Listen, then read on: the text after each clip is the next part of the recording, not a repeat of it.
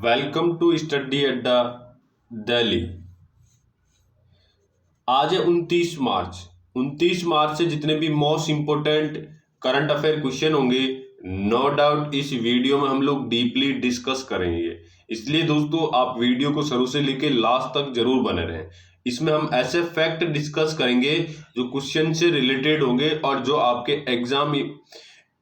Exam view से important होंगे।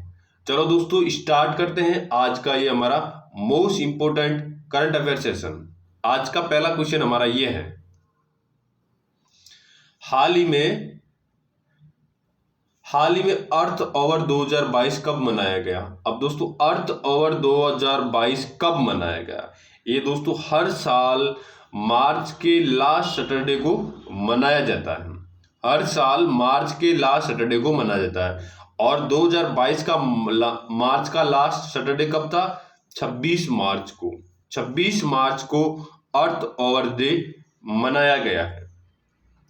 अब दोस्तों इसका मनाने का उद्देश्य क्या है?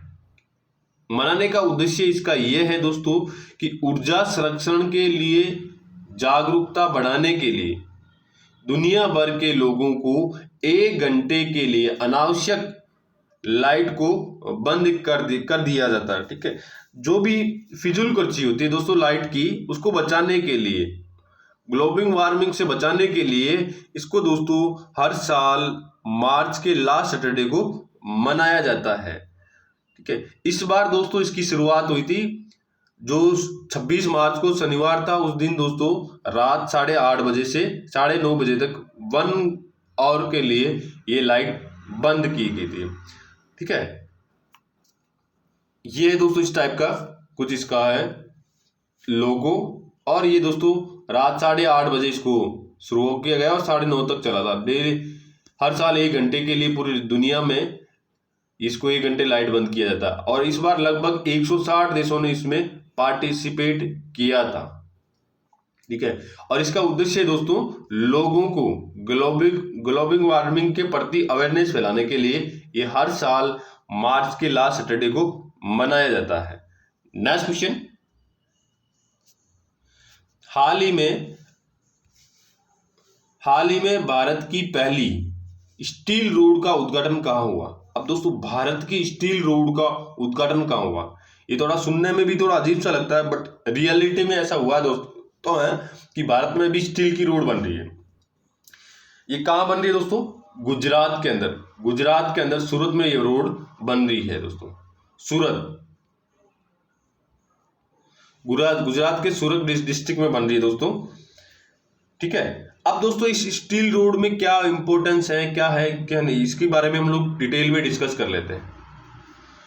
ठीक है, इसकी दोस्तों लागत तो 1,90,00,000 रुपए आएगी। ठीक है, सॉरी 1,90,00,000 टन कचरे से, जो स्टील का कचरा होगा उससे ये दोस्तों देश की पहली 1 किलोमीटर सड़क बनाई जाएगी और ये 6 लेन सड़क होगी दोस्तों। 6 लेन सड़क होगी, 1 किलोमीटर होगी और सूरत में होगी दोस्तों। ठीक है, गुजरात के सूरत में होगी और देश की ऐसी पहली सड़क तैयार की गई जिसमें स्टील प्लांट से निकले वाले कचरे का इस्तेमाल किया जाएगा। ठीक है, जो स्टील का कचरा है दोस्तों उससे ये 1 किलोमीटर की रोड तैयार की गई है। ठीक है, और ये अब देश में सस्ती और मजबूत सड़क बनने लगी है जो कि पर्यावरण के अनुकूल है। इस सड़क को दोस्तों पर्यावरण के अनुकूल भी बनाया गया है। ठीक है, और ये सस्ती है और ड्यूरेबल है। ठीक है, नेक्स्ट क्वेश्चन, अब दोस्तों बात है गुजरात में ये सड़क बन रही है तो ये है गुजरात, जो मैप में आपको हाईलाइट करके दिखाई दे रहा है ये है गुजरात। अब दोस्तों गुजरात का सीएम कौन है दोस्तों? भूपेंद्र भाई पटेल। और वहां के गवर्नर कौन दोस्तों? आचार्य देवव्रत। और यहाँ की दोस्तों कैपिटल क्या है? गांधीधाम। गुजरात दोस्तों दुनिया की पहली पुलिस बनी है जिसने टीजर गन का यूज किया है। सुजलाम सुफलाम जल संचय अभियान गुजरात में। दुनिया का सबसे बड़ा स्टेडियम मोटेरा स्टेडियम जो दोस्तों गुजरात में है, उसकी कैपेसिटी कितनी है दोस्तों? 1,10,000 दर्शक उसमें एक साथ मैच देख सकते हैं। 1,10,000। ठीक है, और सेकंड नंबर कौन सा है दोस्तों? जयपुर के चौक में बन रहा है। सेकंड नंबर पे कौन सा? जयपुर में दोस्तों, जो इसकी कैपेसिटी क्षमता होगी दोस्तों 75,000। 75,000 दर्शक एक साथ इसमें देख सकते हैं। और थर्ड नंबर पे कौन सा दोस्तों? मेलबर्न। मेलबर्न है दोस्तों, ये थर्ड नंबर, वर्ल्ड का थर्ड नंबर स्टेडियम है। सेकंड गुजरात जयपुर वाला हो गया और फर्स्ट हो गया गुजरात का मोटेरा स्टेडियम। अब इसका नाम चेंज करके दोस्तों मोदी स्टेडियम कर दिया गया है। नेक्स्ट क्वेश्चन, हाल ही में किस राज्य सरकार ने 120 गांवों के लिए पेयजल परियोजना को मंजूरी दी है? अब दोस्तों किस राज्य सरकार ने 120 गांवों की पेयजल परियोजना मंजूरी दी है? किसने दी है दोस्तों? ये दी है दोस्तों आंध्र प्रदेश, कर्नाटक ने। ऑप्शन नंबर सी, कर्नाटक ने दोस्तों 120 गांवों के लिए पेयजल परियोजना की मंजूरी दी एक साथ। ठीक है, इतना बड़ा प्रोजेक्ट है दोस्तों, जिसमें 120 गांवों के एक साथ पेयजल परियोजना की मंजूरी दी। अब दोस्तों कर्नाटक ने दी है, तो कर्नाटक के सीएम कौन है दोस्तों? बसवराज बोम्मई। और वहां के गवर्नर कौन है दोस्तों? थावरचंद गहलोत। और वहां की कर्नाटक की कैपिटल क्या दोस्तों? बेंगलुरु। नेक्स्ट क्वेश्चन, हाल ही में शिक्षा के क्षेत्र में सहयोग के लिए भारत ने किस देश के साथ समझौता किया है? अब दोस्तों शिक्षा और हेल्थ क्षेत्र में सहयोग को बढ़ावा देने के लिए भारत ने दोस्तों पड़ोसी फर्स्ट नीति के तहत दोस्तों किसके साथ समझौता किया है? मालदीव के साथ। मालदीव के साथ में ये समझौता किया है। अब दोस्तों मालदीव के साथ में समझौता किया है, तो ये दोस्तों मालदीव के विदेश मंत्री, ये दोस्तों मालदीव के विदेश मंत्री, और ये है हमारे इंडिया के विदेश मंत्री एस जयशंकर। अब दोस्तों अभी एस जयशंकर मालदीव की यात्रा पे है और इन्होंने ये दोस्तों समझौता किया है। अब दोस्तों मालदीव की कैपिटल क्या है? माले वहां की कैपिटल है दोस्तों, माले कैपिटल है दोस्तों वहां की।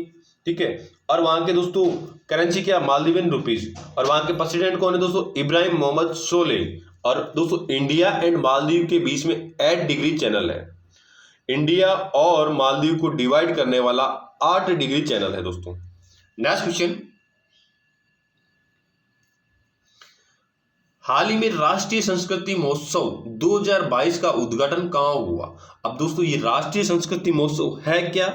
ये दोस्तों ये पहले तो है कि अमृत महोत्सव के तहत इसको मनाया जा रहा है। अमृत महोत्सव के तहत इसको मनाया जा रहा है। और ये दोस्तों इसका उद्देश्य है कि वहाँ की लोकल संस्कृति, वहाँ के डांस, वहाँ के दोस्तों भोजन इत्यादि को दोस्तों मिलकर एक मेला महोत्सव का आयोजन किया गया है। और ये कहाँ पे किया जा रहा है दोस्तों? आंध्र प्रदेश में इसका आयोजन किया जा रहा है। राष्ट्रीय संस्कृति महोत्सव का उद्घाटन आंध्र प्रदेश में हुआ।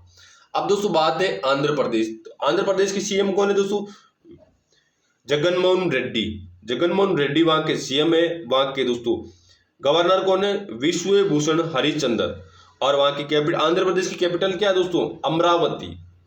ये दोस्तों आजादी के अमृत महोत्सव के तत्वाधान में ये मनाया जा रहा है, राष्ट्रीय संस्कृति महोत्सव आंध्र प्रदेश में। नेक्स्ट क्वेश्चन,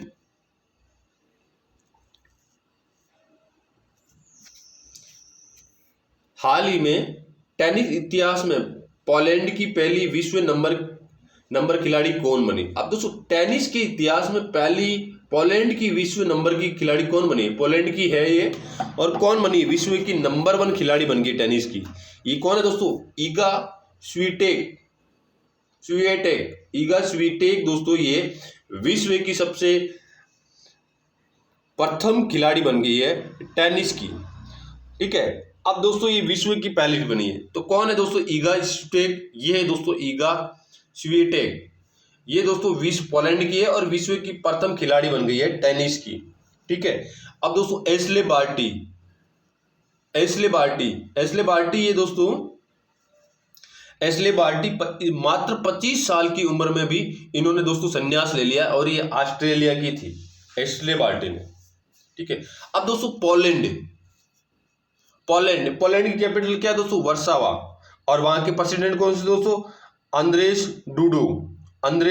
डूडो वहां के प्रेसिडेंट है और वहां की कैपिटल क्या है दोस्तों? वर्सावा। नेक्स्ट क्वेश्चन, हाल ही में रितु खंडूरी किस राज्य की महिला विधानसभा में की पहली महिला स्पीकर बनी है? अब दोस्तों किस राज्य में अभी रितु खंडूरी उस राज्य की पहली महिला विधानसभा स्पीकर बनी है। ये किसकी बनी है दोस्तों? उत्तराखंड की, क्योंकि अभी चुनाव हुए उत्तराखंड में, ठीक है। और पुष्कर सिंह धामी वहां के सीएम बने हैं। और दोस्तों वह उत्तराखंड की पहली विधानसभा स्पीकर बनी है रितु खंडूरी, ठीक है। और ये दोस्तों कोटद्वार से विधायक है, उत्तराखंड के कोटद्वार विधानसभा क्षेत्र से ये विधायक है और पहली बार दोस्तों ये बनी है विधानसभा की अध्यक्ष। ये दोस्तों रितु खंडूरी, ये दोस्तों उत्तराखंड विधानसभा की पहली महिला अध्यक्ष बनी। अब दोस्तों उत्तराखंड की कैपिटल क्या है दोस्तों? देहरादून एंड गैरसैंण। उत्तराखंड में दोस्तों लाइकेन पार्क है, उत्तराखंड में दोस्तों जिम कॉर्बेट नेशनल पार्क है। नेक्स्ट क्वेश्चन, हाल ही में रक्षा मंत्रालय ने कितने नए सैनिक स्कूल की स्थापना को मंजूरी दी? अब दोस्तों रक्षा मंत्रालय ने कितने नए सैनिक स्कूल को मंजूरी दी दोस्तों? 21 को दी है। 21 नए स्कूल स्थापित किए जाएंगे रक्षा मंत्रालय द्वारा। अब इसकी घोषणा की है दोस्तों हमारे कैबिनेट रक्षा मंत्री है दोस्तों राजनाथ सिंह ने।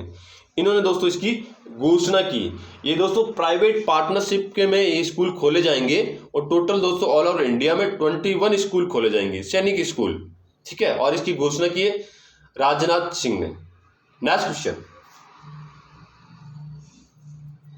हाल ही में ILO का अगला महानिदेशक के रूप में किसे नियुक्त किया गया है? बहुत अच्छा क्वेश्चन है दोस्तों। ILO, ठीक है, इसका दोस्तों अगला महानिदेशक किसे नियुक्त किया गया है? इसका क्या है दोस्तों? गिलबर्ट होगबो दोस्तों। इनको दोस्तों option number B it will be right answer. इनको दोस्तों ILO का अगला महानिदेशक नियुक्त किया गया है। अब दोस्तों शशि सिन्हा, ये कौन है? शशि सिन्हा, इनको दोस्तों ब्राग का अध्यक्ष नियुक्त किया गया है शशि सिन्हा को। अब ब्राग का फुल फॉर्म क्या है दोस्तों? ब्रॉडकास्टिंग ऑडियंस रिसर्च काउंसिलिंग, ठीक है। इसका दोस्तों इसका अध्यक्ष नियुक्त किया गया शशि सिन्हा को, BARC, ब्राग का अध्यक्ष नियुक्त किया गया शशि सिन्हा को। और इसकी स्थापना कभी दोस्तों ब्राग की 2010 में। और टी राजा कौन है दोस्तों? टी राजा को FATF का अध्यक्ष नियुक्त किया गया टी राजा को। अब दोस्तों FATF ने पाकिस्तान को ग्रे लिस्ट में शामिल किया गया और UI को भी ग्रे लिस्ट में शामिल किया गया। अब ग्रे लिस्ट में कैसे किसको शामिल किया जाता है? ऐसे देश जो अपने यहाँ पे अपने क्षेत्र में आतंकवाद को रोकने में, आतंकवाद की गतिविधियों को रोकने के लिए नाकाम रहते हैं, असफल रहते हैं, उनको दोस्तों ग्रे लिस्ट में शामिल किया जाता है। तो पाकिस्तान तो पहले शामिल था ही, अब दोस्तों UAE, यूनाइटेड अरब अमीरात को भी इसमें शामिल कर लिया गया है। नेक्स्ट क्वेश्चन, तो इसका हमारा आंसर जो है गिलबर्ट होगे। ये दोस्तों गिलबर्ट होगे, इनको दोस्तों ILO का अध्यक्ष नियुक्त किया गया है। नेक्स्ट क्वेश्चन, अब ILO का फुल फॉर्म क्या है दोस्तों? इंटरनेशनल लेबर ऑर्गेनाइजेशन का अध्यक्ष नियुक्त किया गया इनको दोस्तों गिलबर्ट होगबो को। अब ILO की स्थापना कभी दोस्तों? 1919 में ILO की स्थापना हुई थी। 1919 में ILO की स्थापना हुई थी और इसका हेडक्वार्टर कहाँ है दोस्तों? जिनेवा स्विट्जरलैंड में। ILO का हेडक्वार्टर कहाँ? जिनेवा स्विट्जरलैंड में। और इसके पूर्व अध्यक्ष कौन थे गाय राइडर इसके पूर्व अध्यक्ष थे। और अब अध्यक्ष कौन बन गए दोस्तों? ये बने दोस्तों गिलबर्ट होगबो। नेक्स्ट क्वेश्चन, हाल ही में किस राज्य की पुलिस ने डिफेंस हेल्प डेस्क की स्थापना की? डिफेंस फोर्स हेल्प की स्थापना किसने की दोस्तों? डिफेंस फोर्स हेल्प डेस्क की स्थापना किस राज्य सरकार ने की? ये दोस्तों उत्तराखंड राज्य सरकार ने डिफेंस फोर्स हेल्प डेस्क की स्थापना की, वहां की पुलिस ने इसकी स्थापना की। अब इसका उद्देश्य क्या है दोस्तों? उत्तराखंड गवर्नमेंट ने ये डिफेंस फोर्स हेल्प किस लिए स्थापना की? इसका उद्देश्य दोस्तों जो सैनिक और अर्धसैनिक बलों के परिवारों को जितने भी पेंडिंग मामले उनको निपटाने के लिए और उनके परिवार को सुरक्षा देने के लिए ये दोस्तों डिफेंस फोर्स हेल्प डेस्क स्थापना की है उत्तराखंड पुलिस के द्वारा। चलो दोस्तों आज के लिए इतना ही। ये मेरा वीडियो कैसा लगा आप प्लीज लाइक कमेंट शेयर करके जरूर बताइए। Thanks for watching.